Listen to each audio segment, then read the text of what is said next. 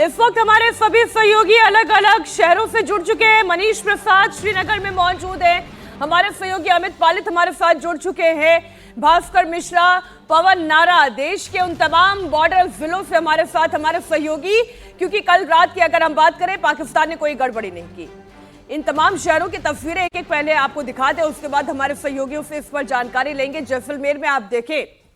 2 दिन पहले तक जैसलमेर में तनाव की स्थिति थी, ब्लैकआउट्स का माहौल था, यहां पर मिसाइल गिराई गई थी पाकिस्तान की ओर से, ड्रोन अटैक देखा गया था, लेकिन आज शांति है, जबरदस्त चहल पहल दिखाई दे रही है। आप अखनूर की बात करें, अमृतसर की बात करें, राजौरी की बात करें, सुबह 8:02 का यह वक्त, और इस वक्त अच्छी खासी चहल पहल इन तमाम शहरों में देखी जा रही है। इसका मतलब यह कहा जा सकता है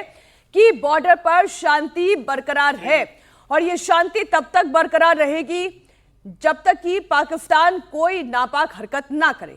जब तक कि वो अपने आतंकवादियों को भारत के खिलाफ तैयार ना करे, जब तक कि पाकिस्तान भारत के खिलाफ सीज़फायर वायलेशन ना करे, तब तक ये शांति बहाल रहेगी और भारत की तरफ से भी कोई रेसिप्रोकेशन नहीं होगा। हमारे सहयोगी अमित भी इस वक्त मौजूद है। अमित, आप डल लेक के सामने खड़े हैं और जिस तरीके की हलचल आज सुबह मनीष हमारे सहयोगी डल से दिखा रहे थे, ये बताने के लिए काफी था कि अब नॉर्मलाइजेशन की तरफ हम जा चुके हैं। बिल्कुल मीनाक्षी, और जब से सीज फायर का ऐलान हुआ था उसके बाद से देखा, क्योंकि कल मैंने उरी के बहुत ही करीब जाकर एलओसी से पूरे इलाके का दौरा किया था, और आखिरी गांव में जब मैं पहुंचा था उरी में, तो मैंने उन लोगों से बातचीत की थी, तो मुझे पता लगा था कि किस तरह से सीज फायर होने से पहले वहां पर फायरिंग हो रही थी, शेलिंग हो रही थी, और बीती रात हो उससे पहले की रात हो, पिछली 2 रातों से फिलहाल वहां पर शांति बनाई गई है। और उरी सेक्टर में इस वक्त शांति है, उसके साथ ही कुपवारा सेक्टर में जहां पर चौकी बल के इलाके गया था, या फिर तंगधार के इलाके जो है, वहां पर भी बीती 2 रात से कोई भी हरकत नहीं हुई है पाकिस्तान की ओर से। उसकी सबसे बड़ी वजह यह रही है कि जो लेफ्टिनेंट जनरल डीजीएमओ